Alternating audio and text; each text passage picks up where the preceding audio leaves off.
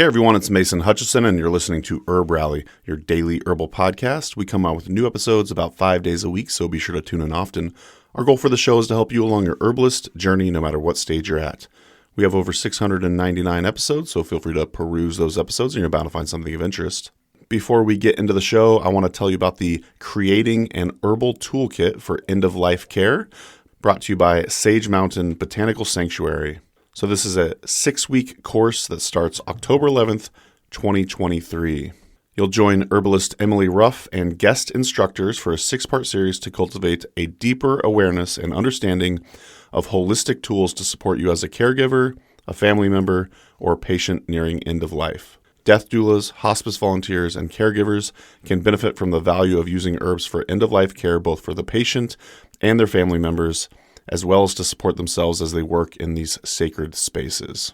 This 6-part course will explore the history of using herbs for death and dying, establish a foundational knowledge of how to utilize teas, essential oils, simple nourishing foods and tonics, and flower essences at the end of life, experience assessment tools to employ to navigate how, when, and where to offer herbal remedies to patients and their family, and empower students to build a personalized, holistic toolkit to support their work in these settings.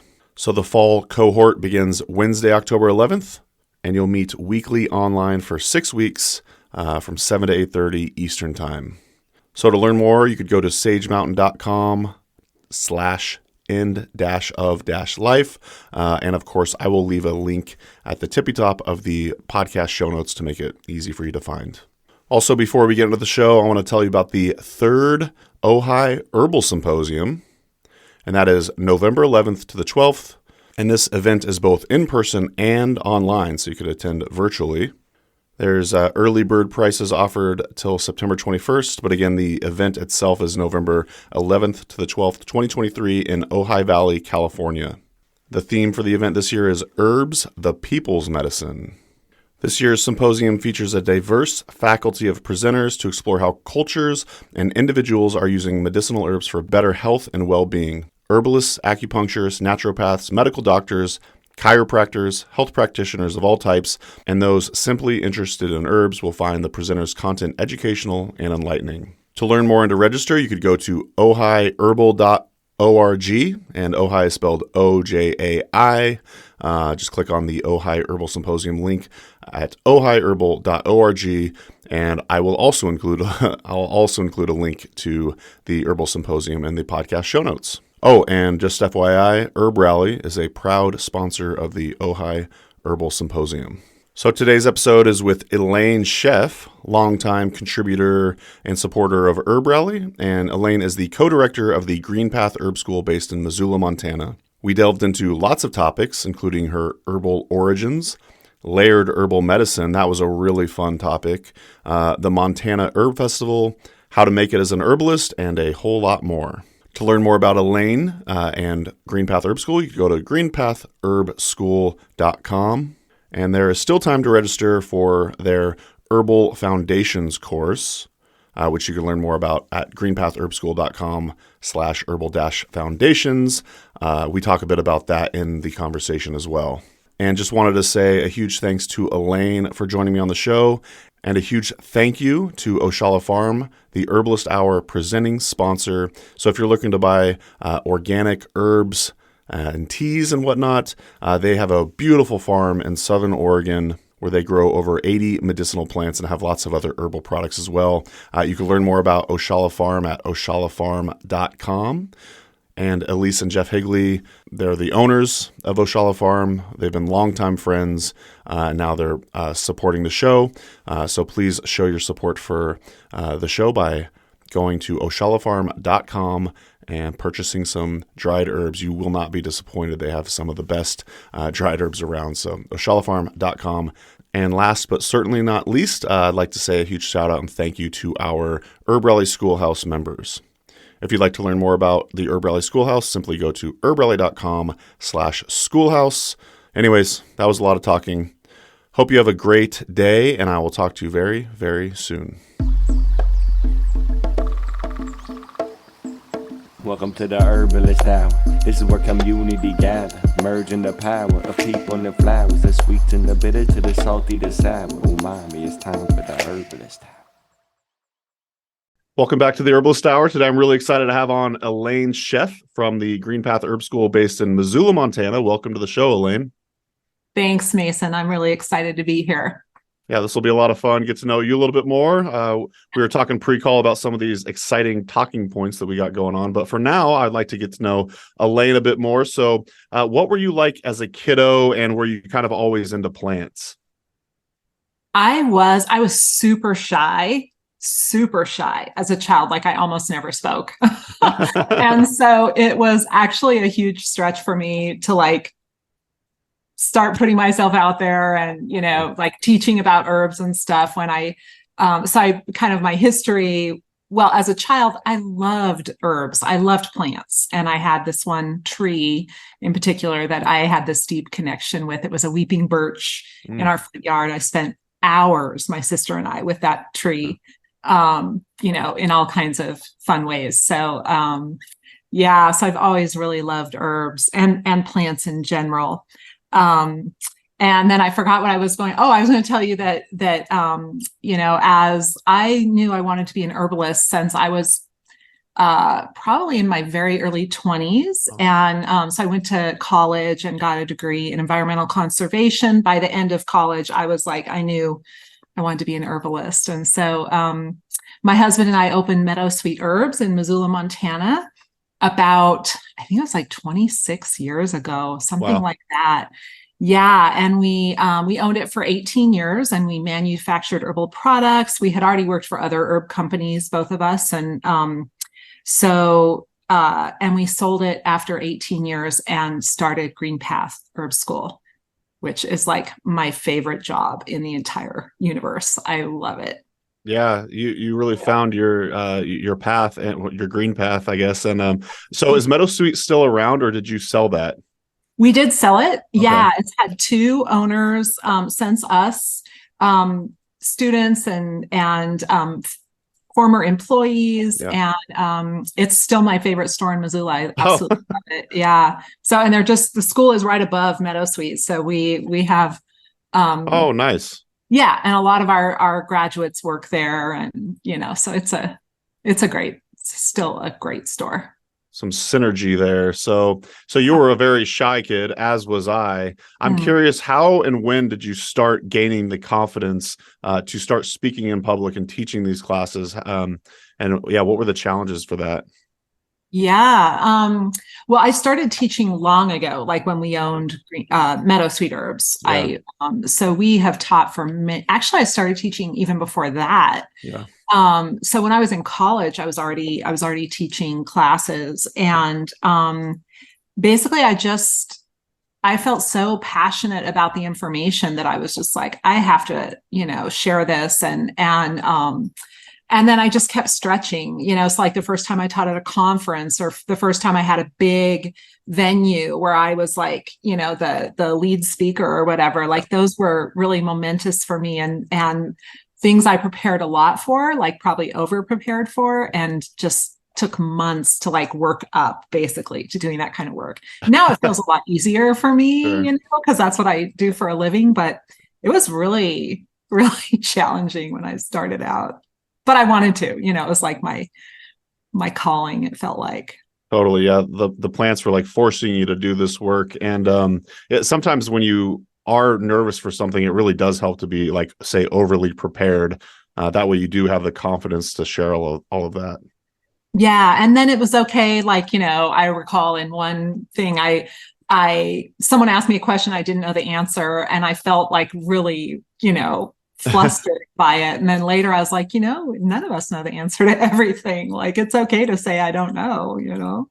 Yeah, it's a practice in humility. That's actually one of the ask an herbalist questions that we used to ask herbalists is, what do you do when you're teaching a class and someone like, say, challenges your material, or you don't know? And I guess I'll just put that on you. What do you do now that you're, say, an experienced herbalist, an experienced teacher? What do you do when someone in your class is, say, either challenging your teaching, or you just plain don't know the answer to it? Yeah. And I think it really, to start with, like, if I don't know the answer, I'm just much more comfortable now saying that is a great question. I don't know the answer. And I actually love, this is like one of my favorite things about herbs is that I don't feel like we'll ever know all the answers about herbal medicine, or even about a single plant. Sure. And I personally, like, that's the magic to me. And I Totally. love it. So I am like very excited to talk about, like, yeah, I don't know. And, maybe no one knows. And there are things I feel about herbs and herbalism that are really unknowable, Right. that are just like part of the magic of the universe. And so I really have no problem, like, and if it's something that I could know or that I feel like I should know, I'll look into it and be like, let me get back to you about that. But sometimes people ask great questions that are just like, that there really is no answer to, or we can't always break down herbs into like their chemical constituents, say, or their, even though those things are fascinating, it doesn't tell the whole story, in my opinion. Mm-hmm. And so I'm just really comfortable now being like, yeah, there's this beautiful part that we'll never know, or that I hope in a way we never know, because it's just our brains can't know all of that, I don't think. And so, I really enjoy that, actually, and like that, those things coming up, because then we can talk about that, like, Totally. yeah. And as far as like being challenged, it kind of depends on how that happens. Sure. Like, if it's kind, then I'm like, yeah, let's, discuss it. And if it's not, then maybe I'm like, well, we all have our own opinions, so Yeah. let's move on. Totally. Yeah. Yeah, I have this idea for the Herbalist Hour. I have not implemented this yet, but I think it'd be fun to do, like, say, quarterly themes where we talk about one plant. Every guest talks about the same plant and maybe hear their perspective, and then I'll continually, and the audience will continually kind of like expand their their knowledge of that one plant. But again, we're never going to know, so it's yeah, as you say, it's part of the magic, it's part of the fun of this whole thing we call herbalism.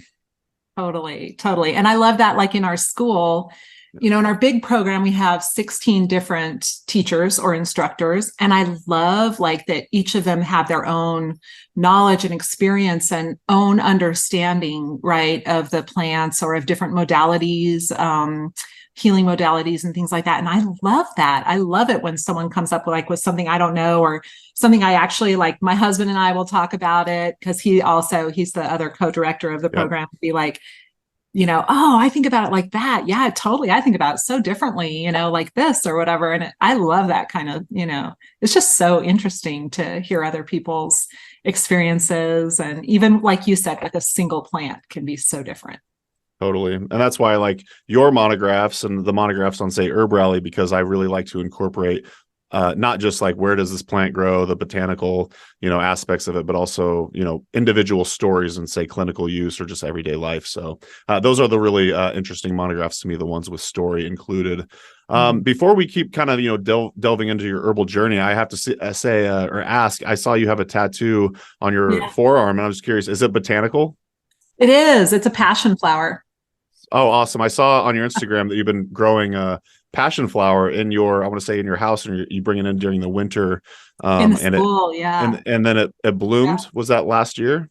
Yeah, it was, it's bloomed only twice. And I've probably had that plant it's like in a huge pot, for 20 years now. And it's only bloomed twice. And, because passion flower doesn't want to grow in Montana. Right. It's like, what am I doing here? Why? Well, I guess I asked because I haven't shared this on the podcast yet, but I just got this done. I don't know if you could see it. Oh, wow. Yeah, That's beautiful. dandelion. Literally just Love like that. 4 days ago. Yeah. So, would you say passion flower is one of it, like, your quote unquote spirit plants? I was actually going to get dandelion on my arm. And then at the last minute, I was like, I think I'm going to get passion flower. And it was actually, I won't go into a big story, but I just found out about maybe 2.5 years ago that I have a sister in Thailand, was a, I was actually going to ask you about that story. Yeah. My dad was in the Vietnam War. He had an affair over there. And I have this amazing, beautiful Thai sister who I got to go visit about a year ago now. And her daughter, my niece, is a tattoo artist. So she did this. But yeah, and so that represent, the tattoo represents all kinds of things, just, new family and Thailand. I was there for 3 months, which was really a lot of fun. So, oh yeah, I bet that was just a life-changing event for you. And actually, so I got this on my way to the Great Lakes Herb Fair, and one of my best friends from like 3rd through 5th grade happened to be in Kalamazoo, Michigan, and I stopped in and I got it done there. So we've got like botanicals in the same spot on our same that's arm. awesome. I think. Yeah, I love that. Yeah, totally. Love it. Just a quick break from the show to thank our presenting sponsor, Oshala Farm. Oshala Farm is a beautiful and vibrant certified organic herb farm based in Southern Oregon, where they grow and sell over 80 different plant species. The founders, Elise and Jeff Higley, have been longtime friends, so I highly trust their growing methods and ethics. You'll love the potency and vibrancy of all the herbs they have to offer. To learn more and purchase their herbs and other organic goods, head to oshalafarm.com. So thanks once again to Oshala Farm for sponsoring the Herbalist Hour. Now back to the show. Enjoy. Well, very cool. I don't think I've ever known this, but I've always been curious, who have been some of your herbal mentors along the way? Well, Michael Moore was the second school that I went to was the Southwest School of Botanical Medicine. Really? Yeah. And he was just phenomenal. Like I actually really adored him as a person. Like what a beautiful human being, even though with all the like grouchiness, like crustiness that he has, oh, he was just incredible. And just the herbal knowledge, but also just a beautiful person. And so he was very much a mentor. And then I've really, my first herb school was in Boulder, Colorado. I went to the Rocky Mountain Center for Botanical Studies when Feather Jones owned that school. I went to the very first year, actually, of that program. And that was amazing. There were such great herbalists there. So I studied with, people that many folks might not know, like Ann Drucker or Catherine Hunziker, who owns Wish Garden Herbs. And I worked for her for Wish Garden for a while. That was my second big kind of herb job. Wow. Yeah. So many good herbalists out there. And I love to learn from other herbalists. Like I always am very curious if I go to a conference or something, just to hear others' experience and what they have to say. So I feel like and that's one of the things I really love about herbalism is I feel like it's just constant learning. Like you never get to the end, and so I'm a teacher, but I'm also very much a student, and I really enjoy that. I had the good fortune of hanging out with Rosemary Gladstar last weekend as well at the Great Lakes Herb Fair, and we were talking about competition versus cooperation on the herbal world. And one thing we all have going for us in the herbal community is we're never just taking one apprenticeship anyways. Like we don't need to compete because, like I've taken 2 apprenticeships myself. I'm going to start, doing the Rosemary's Science and Art of Herbalism here somewhat soonish. So yeah, it's just the learning never ends. We should just all get along. Yeah, I love that idea. I'm a big proponent of that. I feel like it's really cooperation is just, so not really interested in, feeling just like competition the whole time. I feel like there's enough for everyone, really. Amen. Yeah, I love the idea of like helping others along and supporting each other. Well, that's what you're doing. You're teaching the next wave of herbalists. Was Paul Bergner at the Rocky Mountain School when you were there? No, that was before his time. Gotcha. Yeah. Okay. Yeah. I would have loved to have studied with him too, though. That would have been amazing, but no. Yeah, just selfishly, I too love finding out like the lineages of the herbalists that I know from near and afar. But I didn't know you actually studied with Michael Moore. That is rad. Do you have any like special stories about him you might want to share? Anything coming to mind? No worries if not. Yeah, and really his partner Donna Chesner too was so. I felt like they were really like a team, even though. Totally. maybe we don't talk about her as much, but she was really, really wonderful too. I really love her as well. I don't know, just so many funny, I mean, he was so hilarious, really, and so like encyclopedic, so smart, so wise, and like I mean, really, I feel like a genius, like Yeah. every day I would just be like, wow, Yeah. that's just amazing. And so I felt really, really grateful, Totally. to learn from him and to be able to be there. We had to work hard, John and I, my husband, who wasn't my husband then, but I met him at my first herb school, and Oh, nice.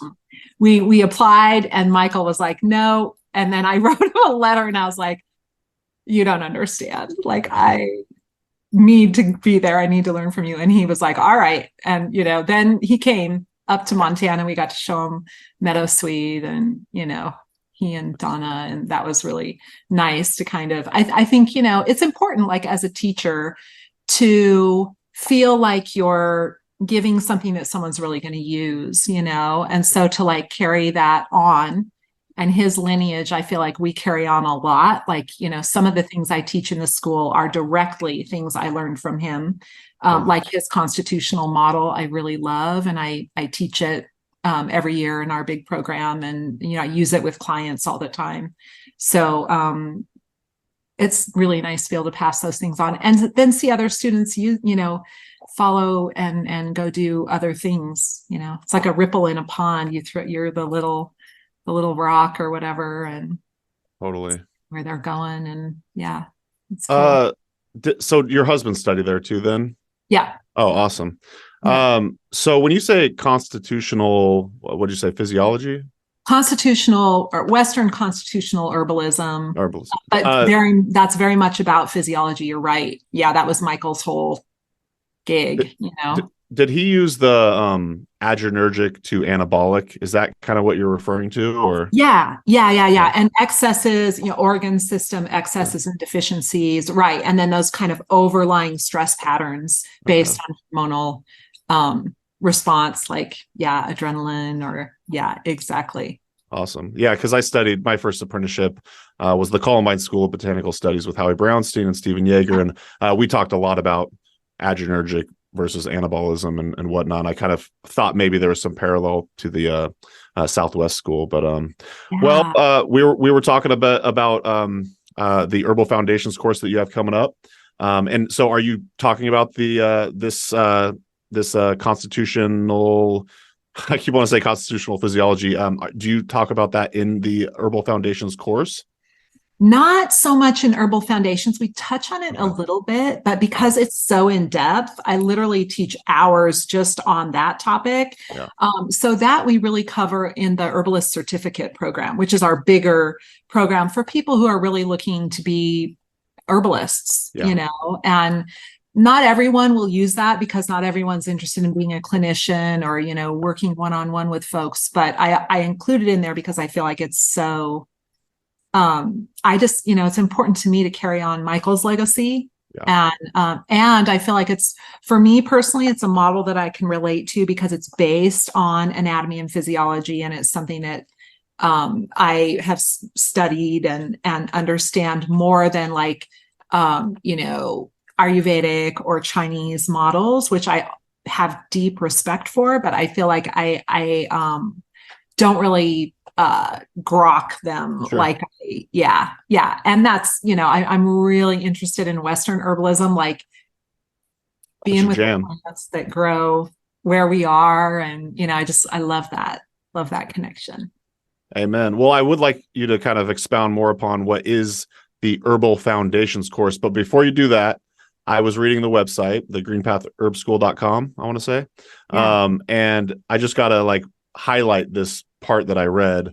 To my understanding, it's both online and in person in Missoula, Montana, but I'll let you go into the spiel a bit more here in a second. But you said, or you all highlight that most online herbal learning has a 15% completion rate, but your Herbal Foundations program has a 95% completion rate. Now, as someone who's kind of in the like online herbal education world, that's kind of what I've always heard. A lot of times people will sign up for these courses, not make it very far, and then just quit, or say they'll come back to it later or whatever. But 95% completion rate is absolutely insane. Like, that is so good. So why don't you kind of talk a little bit about that, and then just tell us more about the Herbal Foundations course. Yeah. So I believe that the completion rate is so, and those are folks who get a certificate at the end of a program, which basically says, like, I did the work, this is what I did, this is how many hours. It's not like, there's no certification for herbalists in the United States, right? Which is always confusing. And, so unlike, say, acupuncturists or massage therapists, herbalists are not accredited, or we don't have like a national board or whatever, right? We have the American Herbalist Guild. Love them. Yeah. Highly recommend being a member. And there are different ways to do that, but we don't have any like official certification in the United States, which I think is really, as a school, really important to say. But you do get a certificate, and it says what you did in the program, right? Yeah. And so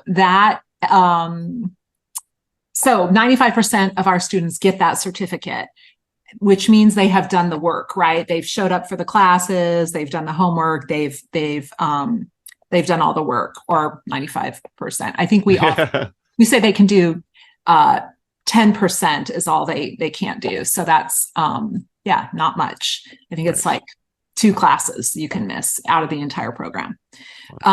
So I think that why we have such a successful graduation rate is it's live.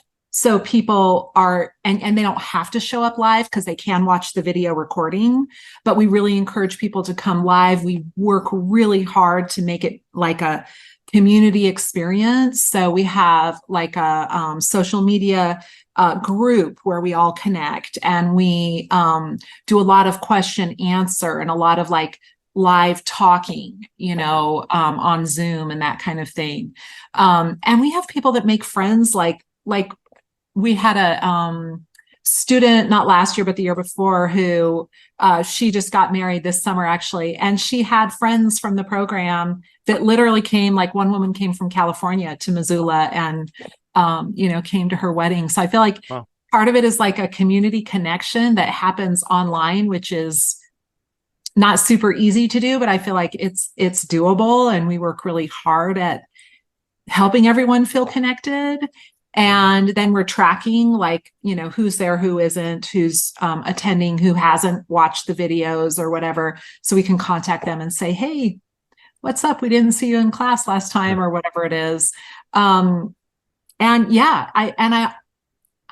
feel like, I don't mean this to sound like bragging, but a lot of our students are like, I did not expect at all, like that quality of, that much. Like, we get that a lot. Like, people are like, I had no idea I would get so much information or such high quality, or I'm so impressed, And so I feel like a lot of our students are very engaged because they are really enjoying the program, and then feeling like they really got more than they paid for, So that delights me. Like, that's always my goal, is for people to walk away going, that was phenomenal. I'm so impressed, or whatever. And so I hope for that with every student, that they will feel that way. It doesn't mean every student does, but obviously we have a high engagement, meaning like they are very engaged. They keep coming back. They want to engage.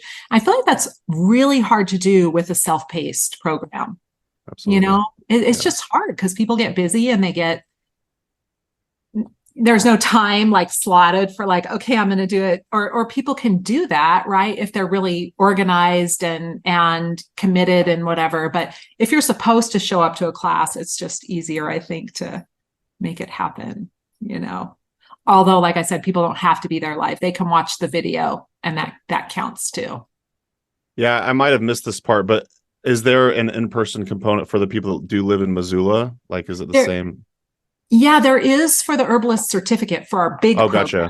Okay. Yeah, but cool. For the Herbal Foundations, that's all online. Oh, awesome.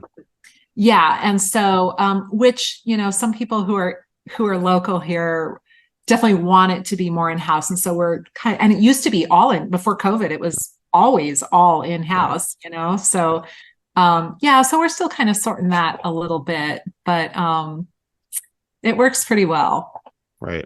And this starts next month, right? October something. Yeah, it starts October 21st, and we have been doing about every 6 months. Okay. So we have people, who are really so spring and fall at least is what we're doing now, and that's working pretty well, it seems like. Definitely still check out the Herbal Foundations course, greenpathherbschool.com. Is there anything else you kind of wanted to highlight for the program? Do you want to know a little bit more about like what we do? Yeah, absolutely, please. Yeah, so we do herbs for different body systems. Okay. We cover most of the main body systems. We don't. There are a few like ear, nose, throat, or endocrine. We don't go over a lot. Those are like in the herbalist certificate program. But so we're talking about, like, for instance, herbs for the digestive system, and the different categories like herbal actions as well. And then we go over some focus herbs. We do monographs, so where we're talking in depth about one particular plant. I don't know, I probably don't need to say a whole lot more about that. We do herbal pharmacy, so we do all kinds of herbal medicine making. And that's really great. We really encourage people to they watch, they learn, and then to do it themselves, which I feel like cements it. It helps us understand it, right, in a deeper way when we do that. We talk about herbal actions. There's a whole, almost like a dictionary. So they get a PDF, which has like a book basically that they print out. They can write in, but there's all different. It's over 100 pages. The Herbal Foundations, the other in our big program, Herbal Therapeutics, which is one of the classes I teach, is like, I don't know, over 300 pages, that workbook. But it has recipes and different herbs and different herbal categories and medicine making and, all kinds of stuff. So wildcrafting, we always talk about wildcrafting ethics, because I feel like that, to me, is essential if you're going to be talking to people about plants and wild plants and how to go get them. We absolutely have to talk about the ethics of that, because there's a lot to know and it's not cookie cutter. Yeah. Right? So, well, I know y'all are a member of the United Plant Savers, so of course that infuses a lot of your work and your direction and whatnot. Yeah. And I feel like it's just like this like connection to the earth and using herbs is just so, and like our responsibility, right, for plant populations and the earth in general, I feel like is something that goes so well with herbalism, and it just is, like I said, I got my undergraduate degree was in environmental conservation, like, I don't even know how many years ago, 30 something years ago. Wow. And, those two for me are just like, you really can't have one without the other, so. Amen. And you were saying you were quote unquote bragging earlier or whatever. I'll just point people in the direction of, check out the website, because there are a bunch of testimonials on that landing page where you talk about the course and everyone is just saying, how amazing the teaching is and whatnot. So definitely check out those testimonials as well. Thanks, Mason. Of course. Well, sweet. Thanks for telling us about the Herbal Foundations course. Why don't we shift gears a little bit? You and I were talking a little bit pre-call about this concept that you're working on or developed. It's called layered herbalism. So why don't you tell us what layered herbalism is? Yeah. So layered herbal medicine. And this is something I've been, working on for about 10 years, I would say, where I've been, and this is something, I don't know, I feel like, I guess I first want to say, like, every plant is really like this, so like just using an herb, we do this naturally. And herbalists work in different ways with these things. And so I feel like, probably a lot of what I'm saying, other folks have also done. And I just like have been like working in a certain way that I feel like to me is very, very interesting and has been really profound. And I call it layered herbal medicine. Someone else might hear this and go, oh yeah, I do that too. And I call it this or that or whatever. And that, so I really feel like we do this in different ways. But I've been very intentional. And I'll tell you, just the kind of how I got started with this is I started working with rose, this ancient rose bush in my backyard. And we had to dig part of it out to put in a fence. And we had to get a backhoe to take part of it out. And literally the root looked like a tree trunk. Wow. I mean, this rose is old, old, old. And so I was working, and I have personally had a lot of trauma in my life and have PTSD and, have used herbs a ton. Like, I feel like they have been such good friends to me, through all of that. And there's another article on the website on herbs for PTSD, which I highly recommend if that's something going on for someone watching this. Herbs are amazing,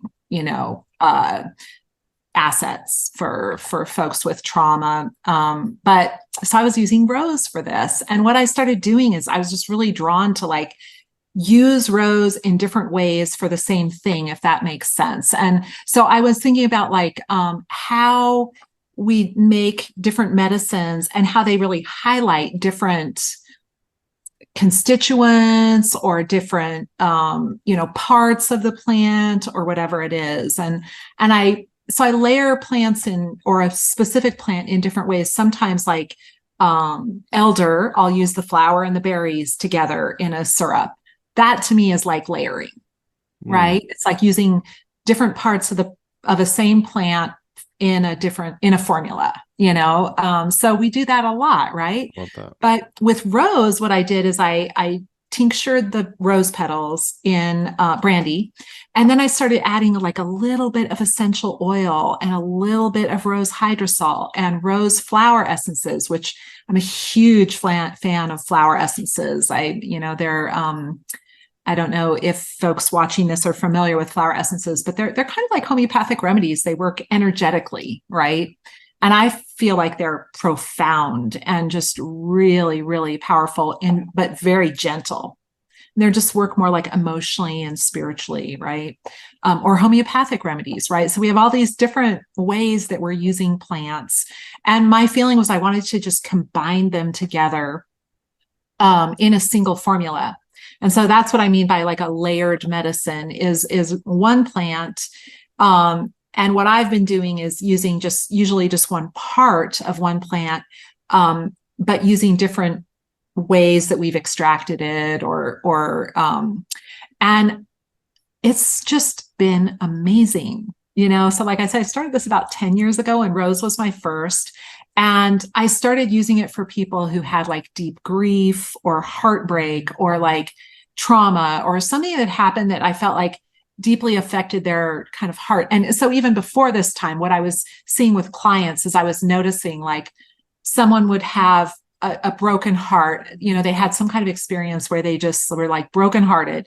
And years later, they would have cardiovascular disease, or have a sexual trauma. And then years later, they were trying to get pregnant and really having a hard time, or just really having a lot of reproductive symptoms or things like that, And I started going how I don't feel like I'm helping people the way I want to, I want to go there because that's the root, that's the core, is what my experience was. And now we have all these great, right? EMDR and somatic therapies and, now there's so much information about this. But back when I was really looking at it with my own clients, I was there just wasn't that much info, or I wasn't aware of it, at least if there was. But I knew that people were holding trauma in their body basically. And I was looking for ways to help move that, I've started with myself, and then I started with students, or clients or even people, I remember one woman who was a mother of a student whose son died.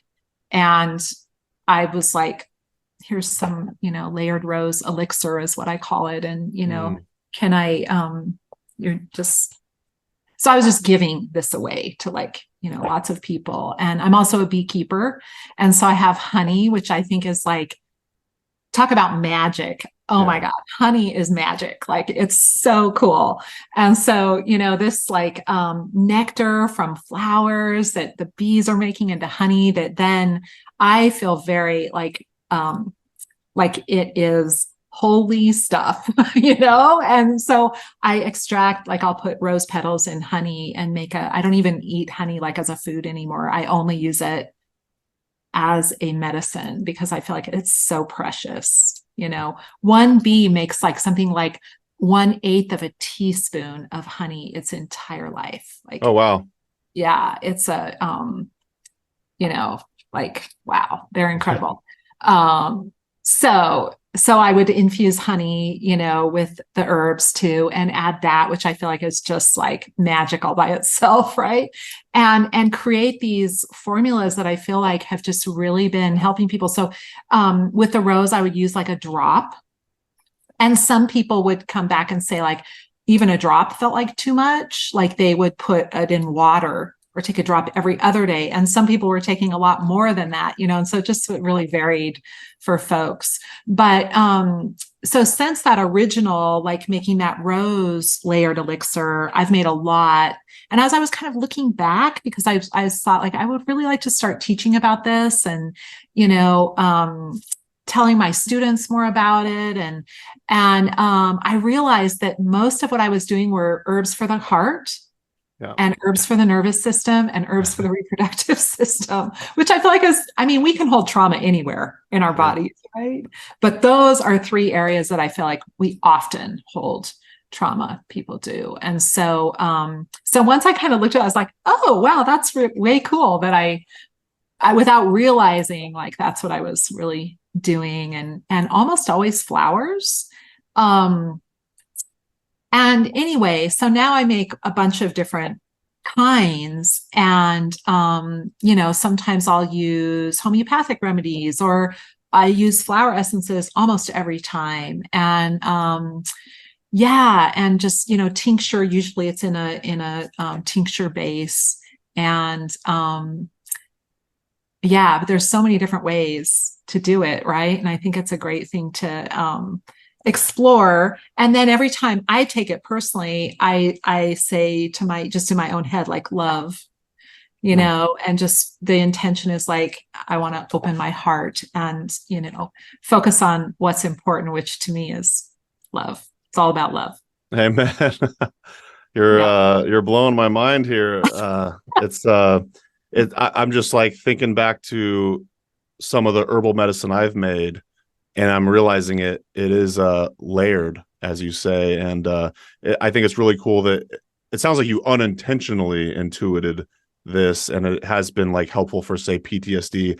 I too also have a lot of PTSD, childhood PTSD and whatnot. And one of the early herbal medicines that I would make and hand out around winter solstice was a hawthorn elixir, which I got the base recipe from Juliet Blankspore.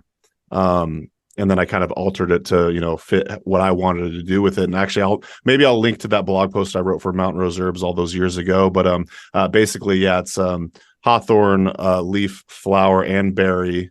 And then it would always have those components to it. But another thing that I was thinking of, which obviously is good heart medicine, and then you were talking about nervous system as well. Another thing that I did one time before going on the Rosalie de la Fore's podcast was I did a whole month of oat straw infusion every day, oatmeal every day. I did Robin Rose Bennett's oat meditation. And then, oh my gosh. Of course, milky oats tincture every day. And so I did all 4 of those things every day for 30 days. And I feel like that's not in one particular herbal medicine, say bottle, but it's the activities itself are layered herbal medicine in a way. I love that. I love that. And one of the things I love about what you did is that you included like a meditation, which I feel Yeah. like is also such a great way to connect with plants, right? But Yeah. that is a great other layer. That's so cool. Yeah, actually, and you were talking about flower essences, and I was searching far and wide for an oat flower essence, but I could not find one. I guess I could have just made one myself, Yeah. but I think I needed it in a pinch. But I found some other grass flower essence, but it wasn't the oat, so it didn't make the cut. Huh.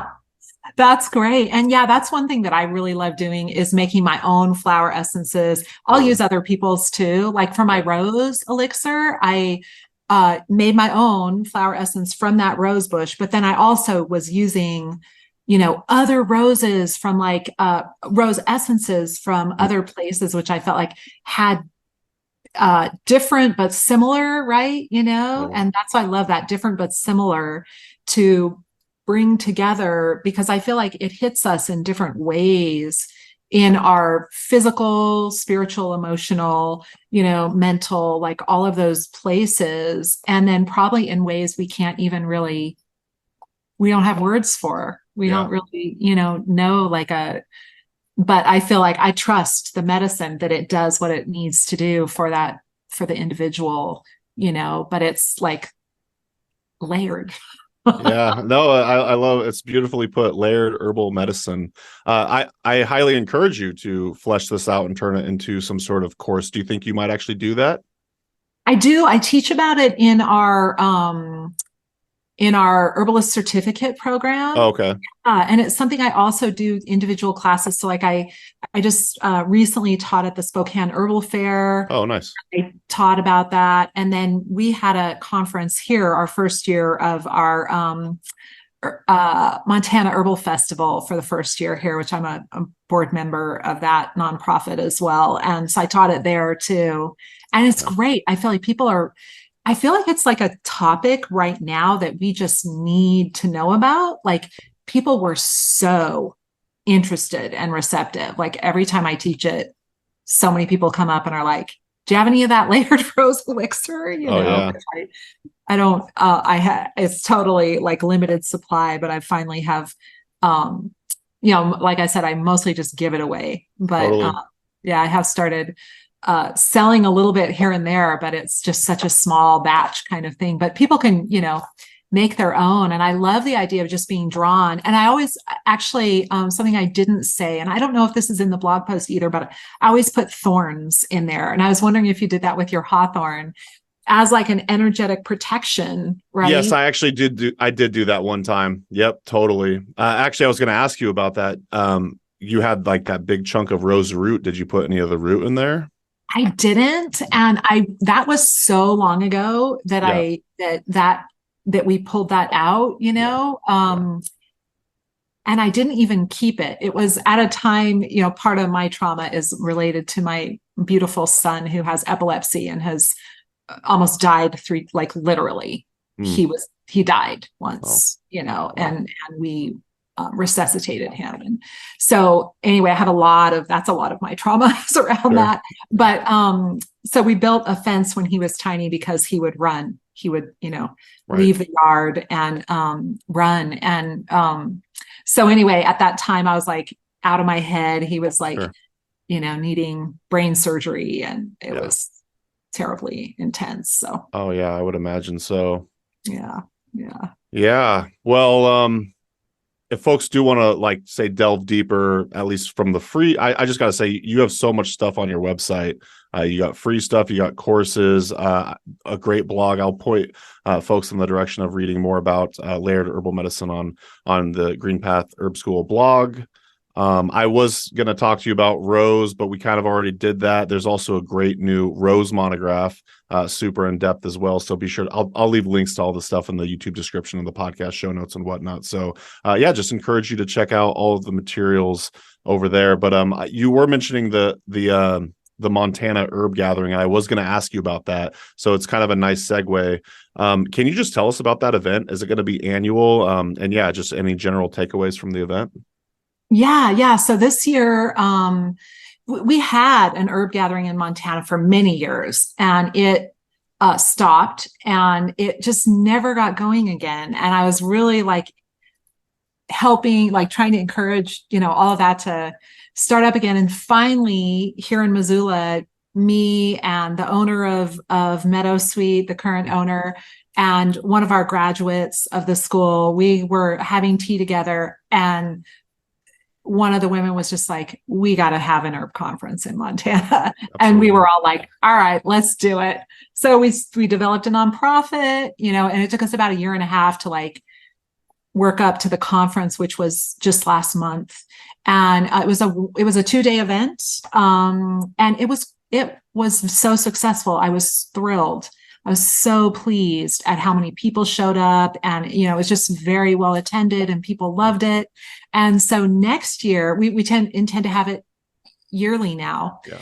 And next year we will be in a really cool part of our and I'm sorry, I'm not going to remember the word, our fairgrounds here in Missoula, which are beautiful, like really, really gorgeous. And they're doing this whole huge new building, which I won't be able to remember the name of all of that, but it's a nonprofit related to the city.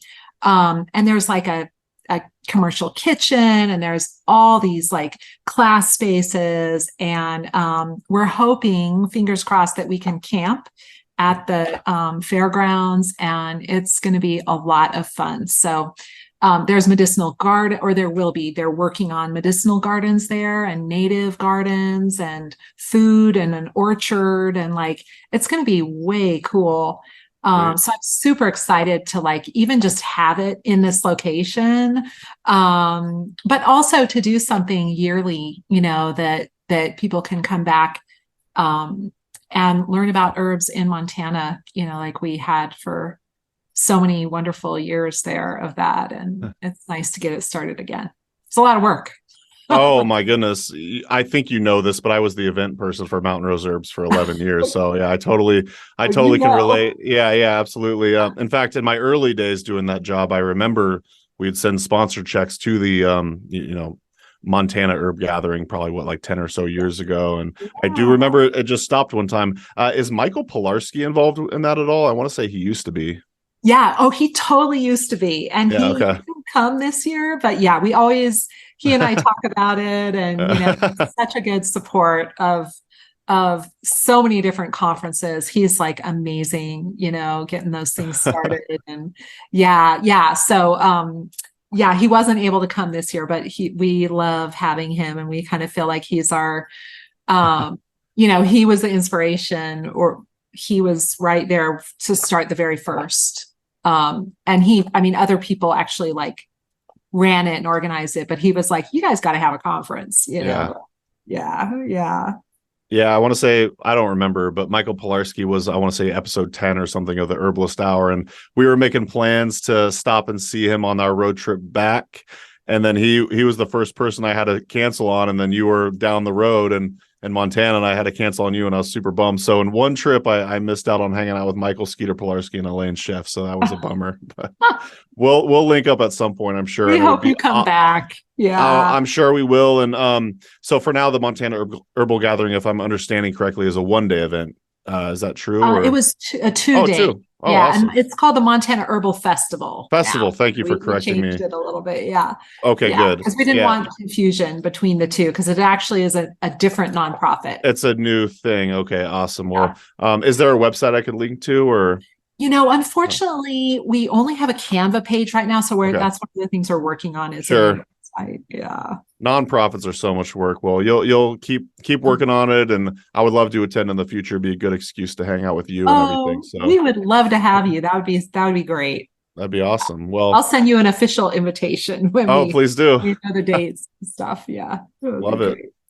Well, I did want to ask you, earlier I was talking about all the resources on your website. So you have like these free ebooks for download and whatnot. And I don't know if this is newer or not. I hadn't noticed it before, but you have a newer one, or you have this one called Ginger and Spice Herbal Gifts for the Holidays. It's a free ebook. I was just wondering if you tell the audience what that is and how to go download that and whatnot.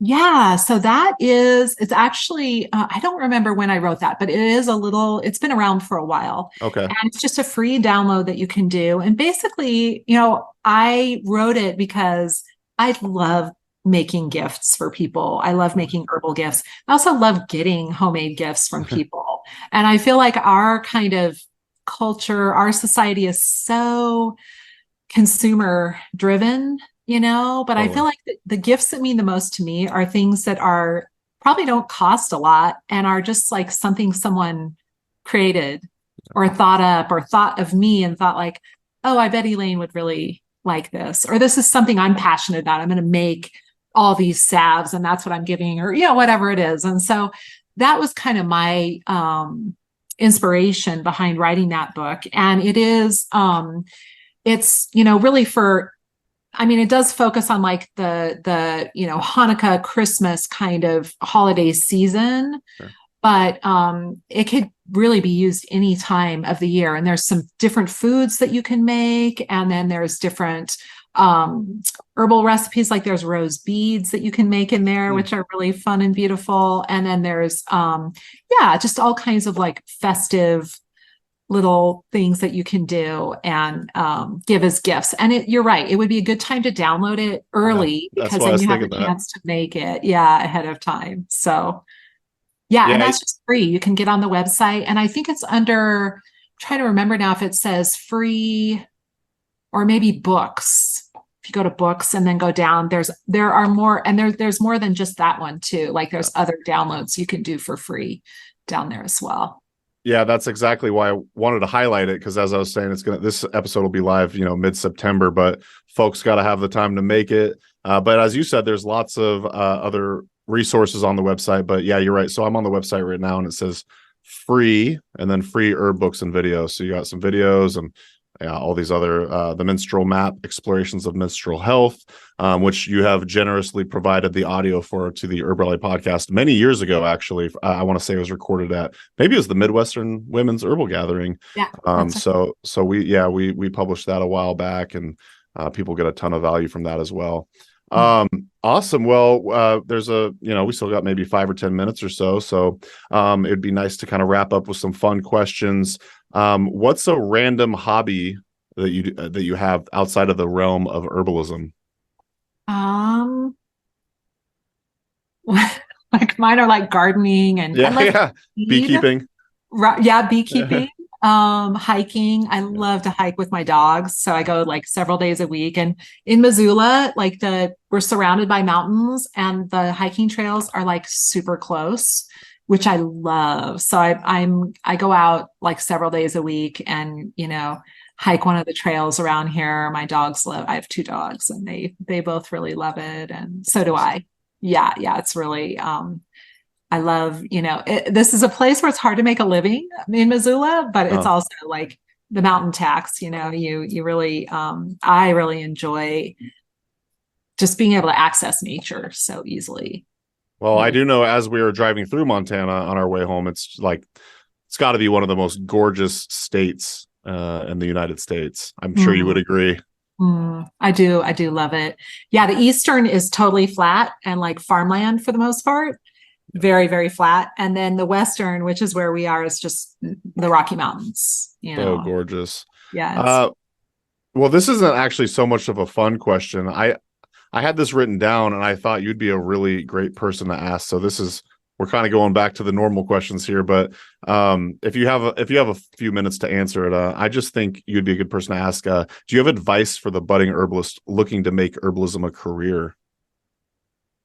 Yeah, definitely. I mean, one of the things Michael Moore would always say that we still tell our students is like herbalists are generalists, or they need to be generalist. And so I have made my living as an herbalist my entire adult life, and I haven't gotten rich. I haven't, made a whole bunch of money. Right. But I have done what I love, what I absolutely love and adore I feel so grateful to have known what I wanted to do and to have been able to do that, and support myself. And so, first of all, it can be done.